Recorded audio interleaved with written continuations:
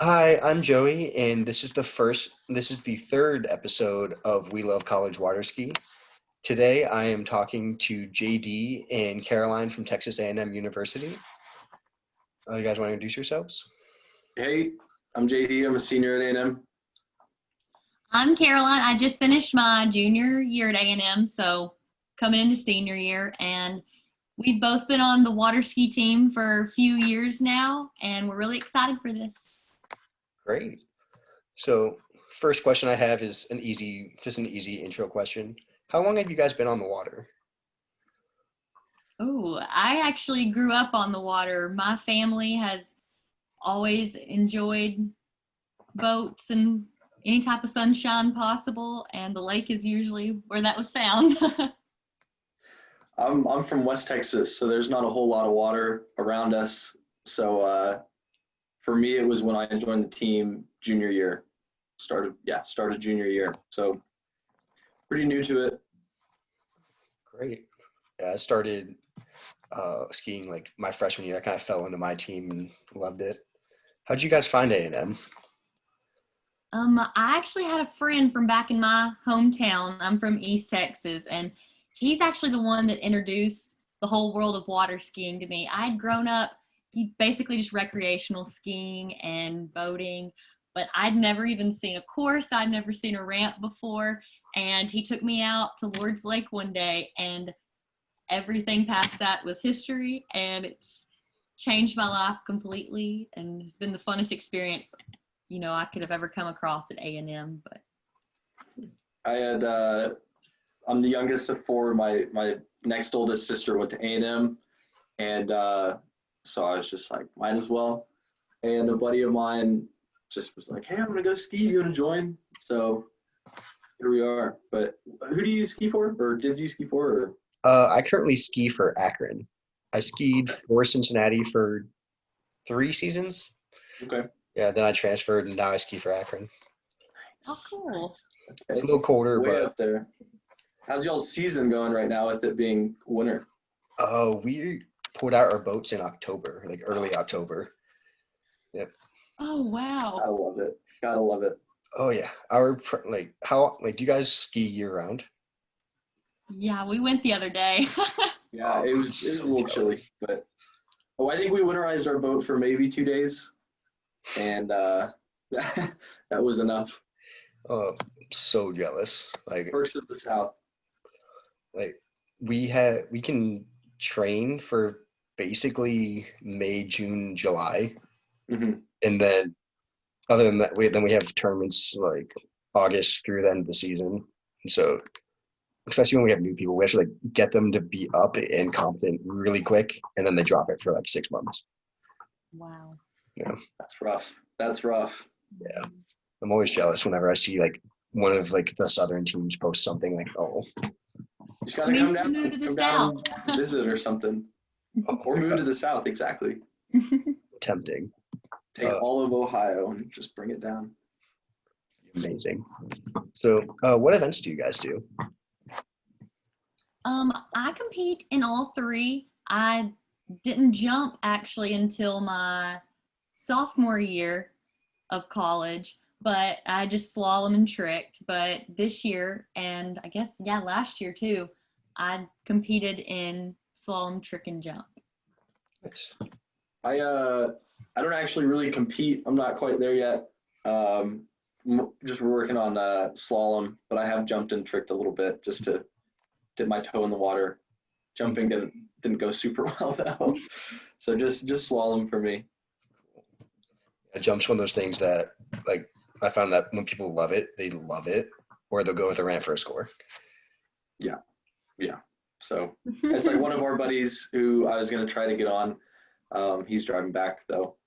He born on the water, whatnot. First time over the ramp, landed it. He was like, all right, let's do it again. And he and I both joined the team at the same time, and he's already single cutting and stuff. Like he just absolutely loves it, and it just works for him. So Yeah, nice. And then with joining the team, how does your recruitment work? I took a look at your guys' scores, especially How at like, does what? I'm nationals and sorry, I stuff. didn't understand you. Oh, I was wondering how your recruitment works because I looked at your scores at nationals and having like your entire men's slalom and short line, your entire like trick team probably being able to do 2 passes worth of tricks. Like, that's not an accident. Yeah, I think A&M itself does a lot for us. A lot of people who have grown up in families that are diehard Aggies or diehard Aggies themselves, truly fall in love with A&M. We have had several skiers on our team that, could have had the opportunity to go to one of the scholarship schools, could have gone somewhere that, they may have had like a better for themselves, ski opportunity and like with different people. But I think our team itself has been super, super blessed by these individuals, who have gotten to grow up with the ski knowledge on the water their entire lives. Their families are involved in it, and they help us. They help us more than anything, just like me and JD coming into school, how you were saying as well. Like I knew nothing about what a short line was. I didn't know what 22 off or any of that even was coming into school. And we've been extremely blessed with several skiers that have really made an impact for our team. And I'd say everyone does such a good job at making the team atmosphere so contagious that it makes people and draws people in. I can't top that. That was perfect. No, you can top it. You got this. No, that's about it. We don't really turn anyone away. So you do get people like Caroline and I. Like, I had never slalomed before I joined the team, but down by College Station, there's a lot of lakes that people ski on, either growing up skiing or just public water, or actually running the course and stuff like that. So we do get this kind of weird mix of skill levels and everything like that. So it's a interesting dynamic. But for people that just start out, it's really nice to have the people like Caroline said that could have had better ski opportunities, if that's what you want to call it, that just love A&M and love the team, so they always help people out. But I don't know, just get lucky, I guess. Can you tell me more about your team's culture? I would say it's like our motto here at A&M, it's like a spirit that can never be told, and like it's the spirit of Aggie land. And it's a contagious, it's as I enter into College Station, even coming back from my hometown, it's this energy that you get. And then whenever you're surrounded by it at football games, when you're surrounded by it with your academic career, when you're surrounded by it at fish camp, how we immediately get our freshmen involved, in our campus. I think that's the top, or like, I guess you could say the underlying source of where every bit of our pride, our excitement, and our love for A&M as a whole, like no matter how diverse every person is on our team, the one thing we all have in common is that we love our Aggies. And that's a spirit that every person that I pretty much comes to A&M embodies. And I think that being your driving source, and you competing for your school, you're wearing Texas A&M on your bib, that's what brings about the excitement, the spirit, and the love for not only skiing, but our team and like each other. There's not one person on that team that I could say wouldn't do anything for me or that I wouldn't do anything for them, which I think that's pretty common in the water ski community as a whole. Yeah, again, good job. Happy you got to come on, Caroline. You're really making this easy on me. It is one of those things that they say at A&M, it's like looking in from the outside, you don't understand, and then from the outside or from the inside looking out, you can't explain it. And that kind of sums up a lot of the things at A&M, whether it be academics or sports or just random traditions. And it definitely carries into water ski because there's a lot of diehard Aggies on the team, and being on the team just gives everyone another thing to have in common. So it's a really tight-knit community. It's a really diverse group of people. I don't know. It's unlike anything I've ever been a part of before. Cool. And then with having a bunch of like diehard Aggies, are there like traditions that you guys carry through the ski team that are like unique to you guys? Is mooning unique to us or no? No, but it's still a lot of fun. Okay. Caroline, you might know this a little better than I do. Well, some of them might not need to be spoken on an interview.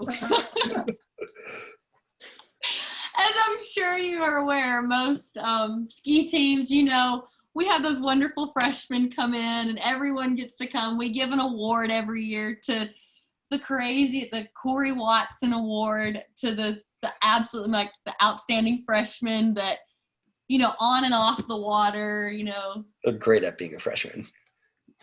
Really, really good fourth eventers.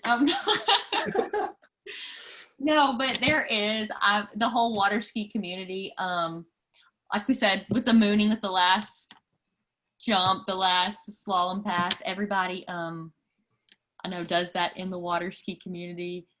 It's awesome, and our team does a pretty good job for graduating seniors as well. We always send them off with some sort of gift. We'll get a fin cover made, or kind of dependent upon the person, try to fill out their personality. But other than that, A&M itself is a school built on tradition. So going from anything from our yells to we have Ben, he actually graduated, sadly, but we have a makeshift yell leader that comes in and calls all of our chants for us that we do at the football games, that all the traditions that we're taught at camp about where you can and cannot walk on campus, the type of grass you're supposed to walk on, you're not supposed to walk on. And I think every bit of the traditions carry into our sense of pride and like how special we hold our school. Great. Like, I'd heard little bits about like going to Aggie camp or something, like as part of orientation, but I didn't realize. I thought like it was something how a lot of schools, like when I went to Cincy for freshman orientation, they taught us like the chants and whatever, and that's the last time I ever did any of those. Mm-hmm. So I was like, you guys like really like, take that and like run with it, have fun. Oh, it's a very common occurrence come football season or at tournaments and stuff. Just everyone likes to yell, I guess. Yes, everyone knows. And so our fish camp, it's kind of they make it a very big deal at A&M, like to be a counselor, to be a chair. It's a very like extensive application process.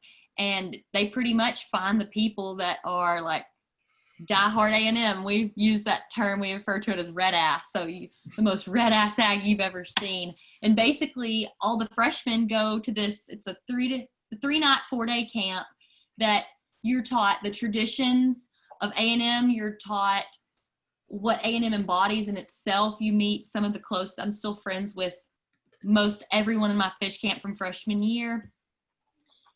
And they bring in the yell leaders. Everyone learns the yells. They give you a sheet. And then by going to the football games in itself, I guess that's your practice time to get your yelling in. And the football games, being synchronized with certain yells and stuff, especially hearing people that say like they're sitting across like from the student section, say it's like astronomical how you can hear like the extensive words that we're saying and being called with over 80,000 students. And then, so ski season's in the fall. How's that overlap with you guys going to football games and like the football culture that's there?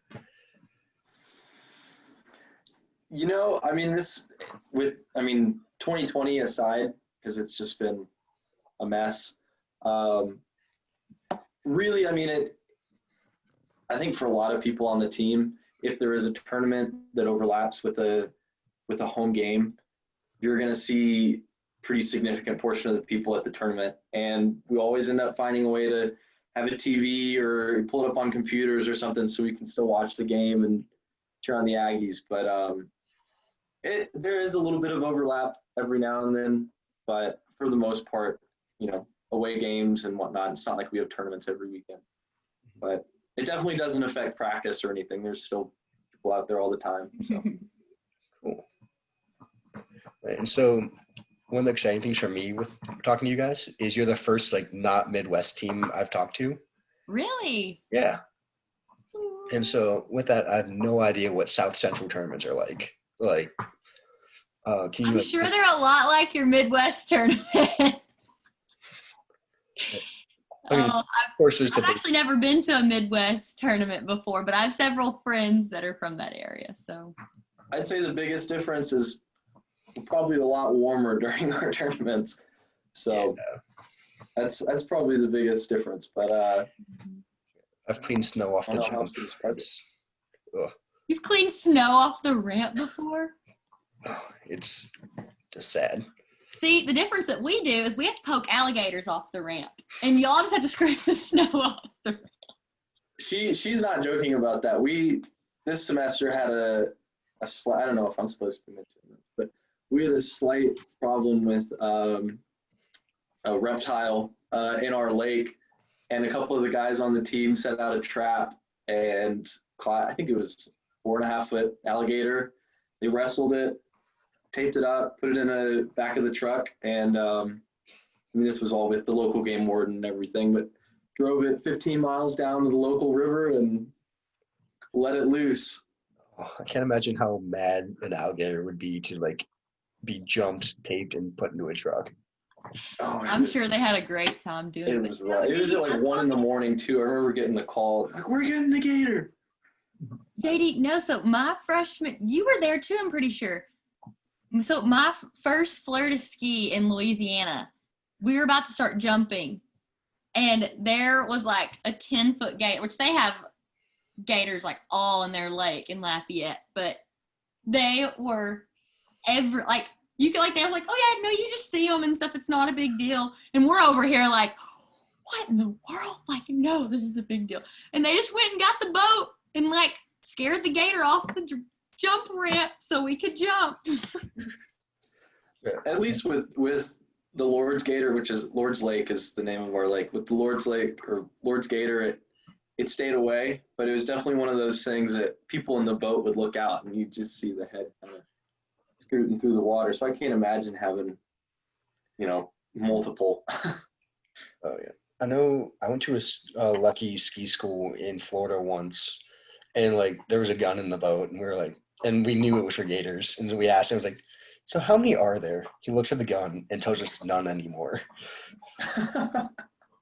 Oh, that's awesome. Oh, I love man. that. If you guys get the chance to go to Lucky, he's amazing. Like he's good at skiing, but his personality is like top notch. He's really funny. Good to know. That's awesome. Good So to what know. events do you do? I mainly jump, Mm-hmm. and then I do all three for my team. Like, I Just to get a score, yeah. yeah, and then granted, I'm not great at any of them. I can I like feel that. my PB is like 4 at 24 in a tournament. That's awesome. Like I'm on a You're doing a wakeboard. lot better than me, bud. Oh, nice. Yeah, I'm on a wakeboard for tournaments because turns out I can get a lot of points without practicing. And There then you go. jump I try. Like jump's my favorite, but I'm only going Yeah. maybe 60. That's awesome. That's still really Are good, you though. singling? Are you plopping? Or I'm singling. I'm like, awesome. I'm all excited because I got my new gear over the summer. Yeah. So what's that like? I can't imagine. I mean, I've only gone over the ramp a few times and it hurt both times. So I can't imagine whenever temperature starts dropping. I know if your hands kind of feel a little funny. The water definitely feels a little harder, if that makes any sense. So what's that like? Does it throw off skiing or anything? Not really. The coldest I've ever really jumped in was like 40s. It was like, which Our lake is not even that right now, and it's like pouring cold right now outside. it was like air 40s. Oh, air. Oh, I thought you meant like the water and No, stuff. water's in probably like high 60s. It passed the 110 rule, whatever that is. Gotcha. And so like it's kind of miserable, like knowing like if I do, we call them perfect sets, where like a perfect set is you dock start, you land your 3 jumps, and you dock finish. Oh yeah. And it's always heartbreaking because even if you do get the first 2 jumps off that, you think, okay, I'm going to go far on this next one. and you go through the air, you go far through the air and then don't stick it, and you're just in the water. And you're freezing. Yep. What's you said the 110 rule? Is that, what is that? I think it's Coast Guard or maybe Boy Scouts, some sort of entity that has like, if the air and water temperatures add up to 110, you're safe. Interesting. Oh, I've never thought about that before. Who was it? Ben or Cullen went out, maybe Jose, I don't know. It was one of the coldest days. I think it was my freshman year, and it snowed in A&M, which was absurd. And I think people still went out and skied. Well, they did it just to, like, Ben would go and ski every time, like, the lake got a little bit of ice around the edge, because he said he wanted to, like, ski when it was the coldest. But I'm kind of a wimp. I start wearing a wetsuit around October. I need to get one. You don't have oh my gosh. I've got my jumpsuit. That's okay. That works. When it gets cold, I'm on jumpers all the time because I'm not going to get in the water. I don't blame you. Actually, something fun that we do in Ohio is do like a ski freezer die event, which is basically first snow of the year. People like who unwinterize their boats go like take laps around the lake and try like. That's so fun. Yep. And it's never a serious skiing. Like I got pictures of my friends doing it today, and they have like 4 people on a normal ski pylon. That's so funny. Oh man, that's what I've really come to enjoy. It's like everything kind of winds down in the fall, and then the spring comes around, it's really lucky for us to say because it's, we get to ski in the fall and spring. But it's like everyone, you come out and you get your slalom set in or something, and you look over and you're like, well, you guys want to wake skate? And you just get a bunch of people going behind the boat, just going around. And those are just always some of my favorite memories, just having a good time at the lake. So nice. So we got way off track of my question, but sorry. Oh no, this is so much better than me just reading a list of questions at you. So going back to like what tournaments are like. So South Central, you guys compete every week with like ULL, ULM. You guys like, how does the level of competition like affect you guys at tournaments? Well, for me personally, I'm nowhere near to where the ULL, ULM people are. And I think it's not like a disheartening, that's not like a discouraging matter. If anything, it's an encouraging matter. And I think that shows like not only like do we have this bond with our team, we also have it with our region. And I love that even ULM, ULL, the rival schools are always going to cheer each other on. We're always there for each other. And personally, especially coming into the whole community in itself, being like mind blown with these people like throwing themselves at a ramp and looking so close to the boat like they could touch the motor when they're slaloming. It's super cool for us to watch, for one, but also two, we get a lot of perspective and help from them. And I think that you can always learn from somebody that's better than you, And I think that every single team brings a certain niche to our region that makes it as special as it is. Some teams are more serious, some teams are more not so serious about matters, and you have to have it all to make it just what it is. And I think that watching and seeing how good these athletes are and how much dedication and time they put towards this, and that they are getting scholarship from it, it's super encouraging too, because you think, they were at my place at one time. They were me at some point in their life. They were running the exact same, course that like same rope length, same speed, everything. And that you always have room for improvement, and you always have room for encouragement for each other too, to get to that improvement. That's great. A lot like, oh, sorry, you go. Oh no, I was just filling space, but keep going. Oh, well, I was just going to say a lot like Caroline, I can't even compete for our team. Like my skiing level is pretty low. But one thing that I've noticed from tournaments and whatnot is everyone always just seems so like happy to be there, so welcoming, just having a good time, even the really, really serious skiers.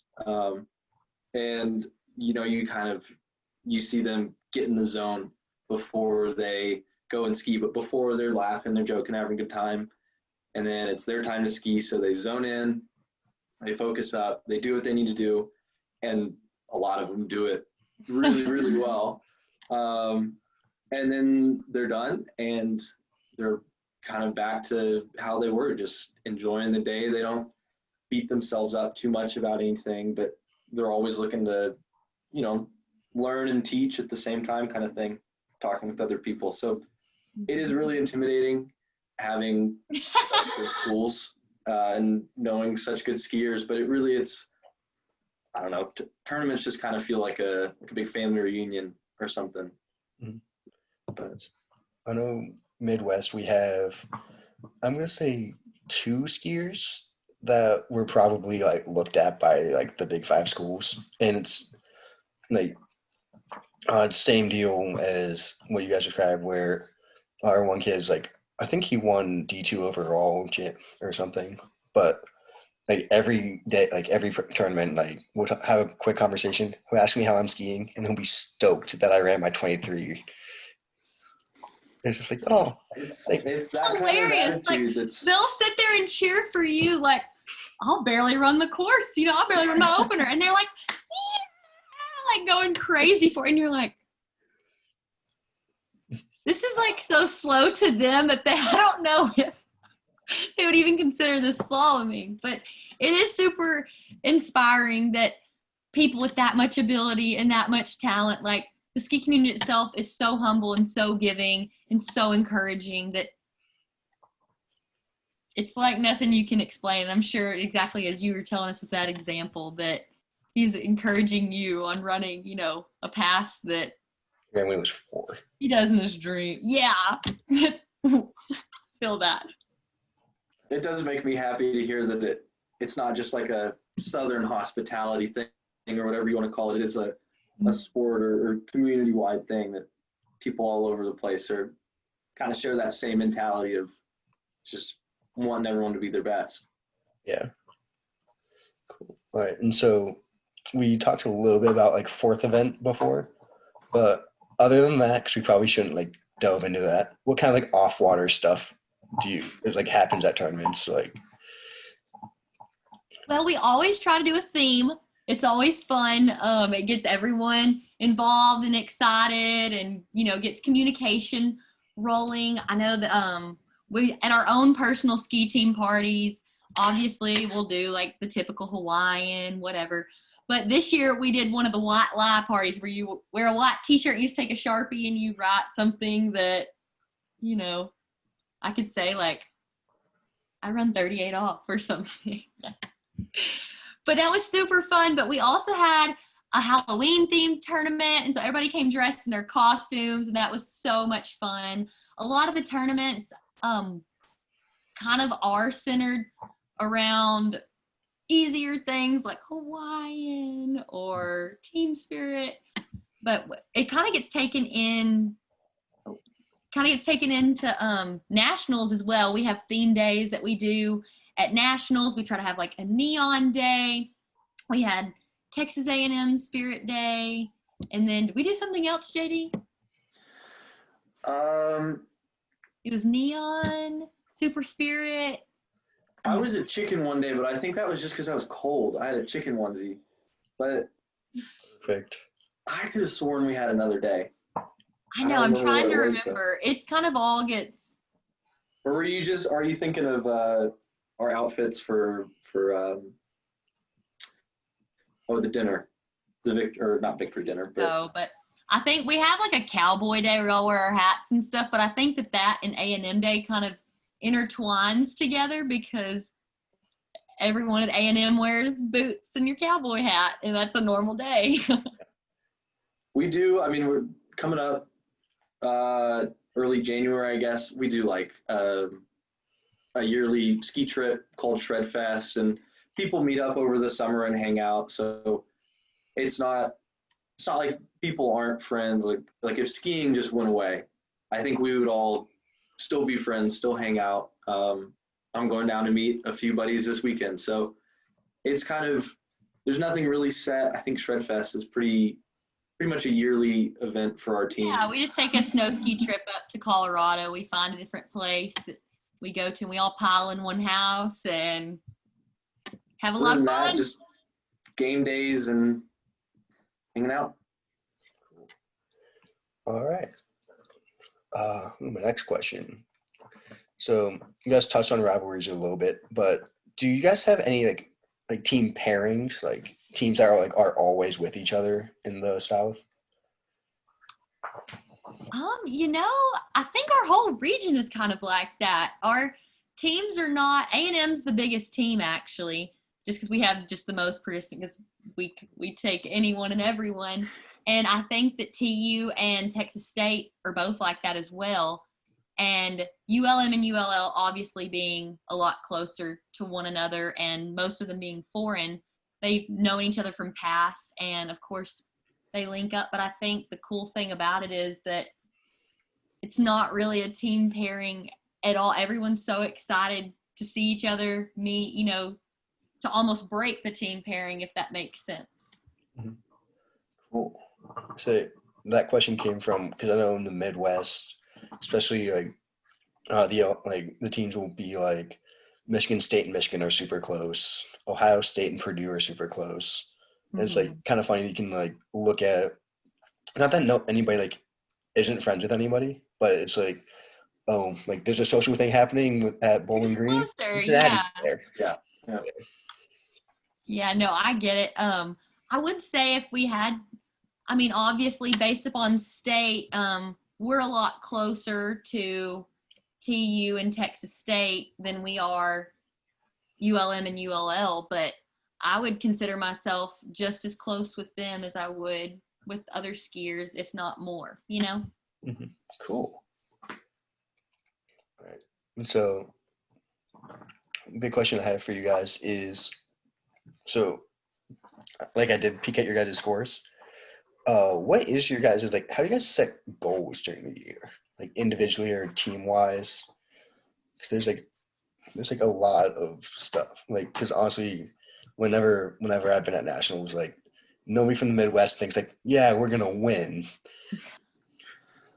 I think it's kind of, I don't know if it's stated or anything. It's definitely not written down, but I know we always try to come in sixth, you could call it, in D1, or just we try to be the top non-scholarship school. Yes. Oh yes. That's kind of our unwritten goal. Oh yeah. But other than that, I think, individually, I think it's just people trying to set PBs, or I'm trying to still run the course. So that's my goal. I know some people are looking to break a certain number on jump. Setting goals really does come down to the individual. But I think achieving them definitely is a team thing. I know I couldn't have gotten up on a slalom ski without the help of the team for sure. So I don't know if there's really team goals other than just train more drivers. No, we have a team goal. We go for the Spirit Award. That's our. Yes. I forgot. I'm sorry. That is the goal more than anything. I think that the Spirit Award means more to us than the actual national championship would mean to us. We were bitter at nationals last year because we did not win. We were a little bitter, just a little bit. But Clemson did a great job. They did a great job. But we were a little salty. It was Clemson. Yeah. Who was it? The Aztecs. Is that Arizona State? Oh, that's Arizona did a very good job as well. With the throne. That was that was funny. God, I remember seeing that and thinking, I'm gonna do that. I'm gonna build it for our team. I just wanted to see what it was like. I'm gonna go up and be like, can I ride? Can I try it out or something? Okay, we really promise not to hate me on this, but I'm about to pee on myself, so I've got to go pee real quick, and I'll be right back. Okay. Well, that's Caroline for you. Yeah. I feel bad. Especially because. So, correct me if I'm wrong, because my dad went to school at Miami. That's okay. Akron and Miami of Ohio are two different things. Yes. No. Okay, that's what I thought. That's what I thought. I loosely know Ohio just from going up and visiting, but it all just runs together for me. I've got a thing that can help you figure out where it is. Oh no. So I've got this thing. It's a bunch of bottle caps. Okay. So Akron's up in this area. Okay. Miami's over here. Okay. Yeah. That makes sense. So then you're up near Cincinnati, Columbus, kind of the bigger cities. We're one of the bigger cities. Like Cincinnati is over by Miami-ish. I feel ashamed. I don't know my Ohio geography better. I mean, I don't know anything about Texas geography other than Okay. I'm trying to think. Austin, Houston, and Dallas are all in the east in some area. That's all you need to know. That's all you need to know. Other than that, there's nothing. I can tell you because I drive through it every time I come to school or go to school. So sorry, guys. Geography lesson. Sonic Strawberry Waters really ran through me today. But All right. We're just talking about where cities are. You haven't missed anything. We're having an impromptu geography lesson. I need one of those. Yep. Okay. So, so you guys are talking a lot about region cohesiveness. You guys started a winter conference recently, right? Have you guys done that? No, we've been doing winter conference for a while. It's become, I would say, more involved and more of it as an educational experience that we try to involve more people in. ULL did a great job last year at kind of getting this started, getting the ball rolling with that. We had one previously hosted the year prior by either T or Texas State, but we were in the Austin area. They did a great job. It's mainly just to confirm dates, get everyone together, and also kind of a fun excuse to reunite and all get together as skiers without the pressure of tournaments as well. And it's super fun getting to do that. I'm actually the secretary of our region, and our main agenda at each winter conference is to pretty much get tournament dates set in stone. So everybody kind of has a roadmap, a game plan for the upcoming semester. Cool. So you talked a little bit about it being kind of educational. What do you guys do that's educational with that?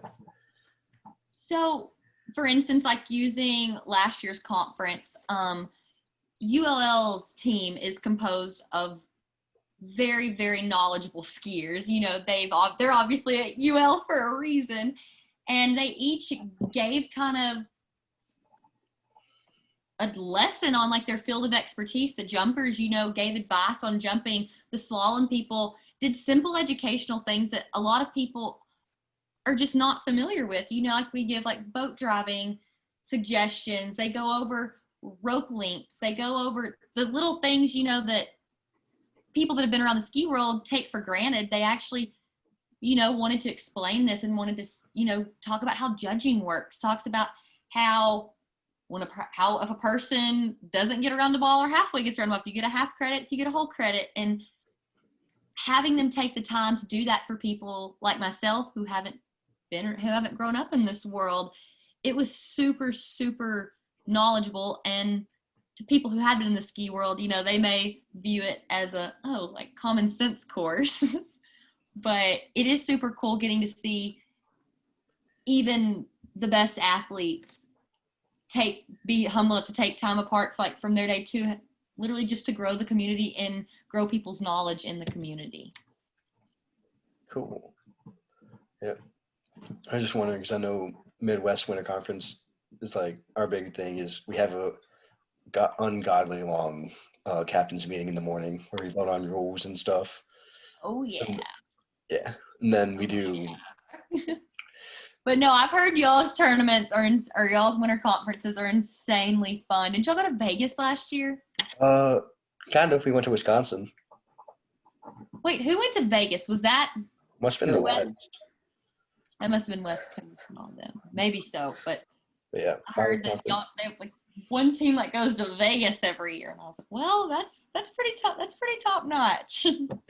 We need a countrywide winter conference in Vegas. that'd be I'm That here would be for it. I awesome. think we need to get the ball rolling. that'd be a disaster in all of the best ways. Like I said, like especially for a lot of people who don't have like the captain's meeting to go to, like there's no tournament pressure, there's no responsibility. It's just you've seen all of your friends for the first time in months. Yep. It may not be the best idea. Someone's Well, gonna die. There might be some repercussions after that one. Yep. Too funny. That'd be an awesome news article about the collegiate water ski, like the National Collegiate Water Ski Association is banned from Las Vegas. I think we should make it happen. I really do. And if they ban us, we'll just go to Wisconsin. Perfect. Yeah. All right, so I have one last question. Well, it's a pair of questions. Favorite part about skiing at A&M? Oh, the lake. That's easy. Just because for us, it's, UT is, they're not super close to their lake. Correct me if I'm wrong, Caroline. It's a bit of a drive. And for us, it's like 25 minutes. You're out the door and then you're on the water. But it's close enough that it's an easy drive. You can just go out, even if just for a set.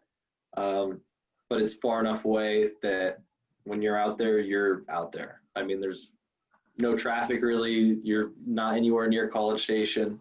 It's just a totally different world. I don't know. It's incredible. Yeah. I mean, I'd back that up too. The lake is amazing. I think aside from like the physical part of like, about like the lake and everything, I think the idea of being a part of something that is involving you, but that's greater than you, you can't do on your own. You have to rely on a team. You have to rely on individuals that you may not exactly have ever, I don't mean like associated with in like a negative context at all, but there's people on the team that I never would have picked out to be my friends that I consider some of the most truly dear people. And I think that makes it my favorite part, is that you're a part of something bigger than just what you think inside of your mind, and you can use that in every aspect of your life too. It's like taught me so much, not only with communicating with people, how to communicate problems, how to communicate things from problems occurring. For instance, like you may not want to seem like that you need to call and ask a question about, hey, what's this button on the boat doing? But you do, and that allows you, yes, you may get chewed on the phone just a little bit by whoever, one of the upper people, but that allows you for communication with them. You end up building a friendship, you build a bond. And not only do you build that with each individual person on the team because of the occurrence, but it like exactly how JD was saying, it goes back to that lake brings everyone so much joy. And every person that hops into that lake, I swear, you come out a different person. It has some magical powers in it. I don't know, probably tangled up amongst all the weeds out there. But it's a unique experience that I wish I could give to every college student. And I'm sure you feel the same way in your school as well. If only everybody knew the impact that it had upon you, that you could give that same to other people. Yep. JD? Oh, no, the lake, I'm sorry. Okay, so last one is, do you guys have a favorite single moment from skiing? Like being at tournaments or something? Oh, yeah. Do you want to go, JD? I'm thinking, I don't know. There's a lot to sort through for that. Okay, well, it has to go down as my probably favorite moment by far. It was my sophomore nationals. I'd actually never gotten to compete on A team in nationals. I was super nervous, and one of the girls that was supposed to jump for us 2 weeks before decided she couldn't come. Something happened. It was the nationals in California, and she wasn't able to come. Well, our president at the time, Dylan, I guess, had just taken off. Was it was this last Dylan. year? Cullen's the one that informed me that I was going to have to jump. And my dad had forbidden me to go over the ramp. He told me that my hamstrings and my ACL We're too precious to do that. And I have never been so nervous in mine. I refused and was not going to do it. I was not going to do it. And ended up, that's going back once again how we were talking about earlier, like the people with knowledge taking time out of their day just to build the team. You know, not only was he building me as an individual, as a jumper, he was building me for the team so that our team, not that I was going to go ever jump some crazy score, but it was to build our team as a whole. And he was willing to take time out of his day.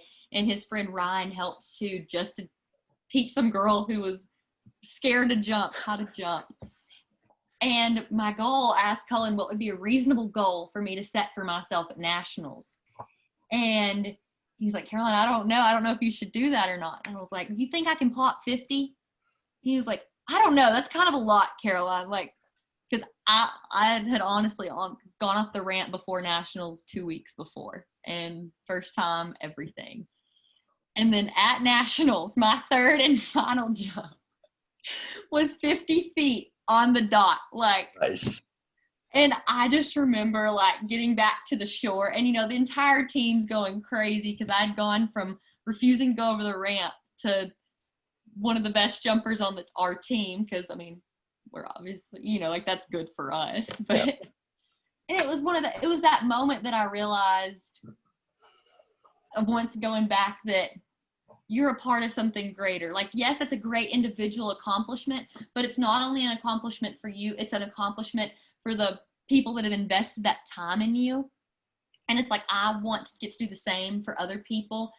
Not that I'm super knowledgeable about slalom by any means, but the new members that do come on a team, I try to be very conscientious of like making efforts to be just as informative and just as supportive of them as I had. And that moment in California was probably hands down the coolest I've ever got to experience. It's amazing. I'm still thinking, Caroline, that was, man, I don't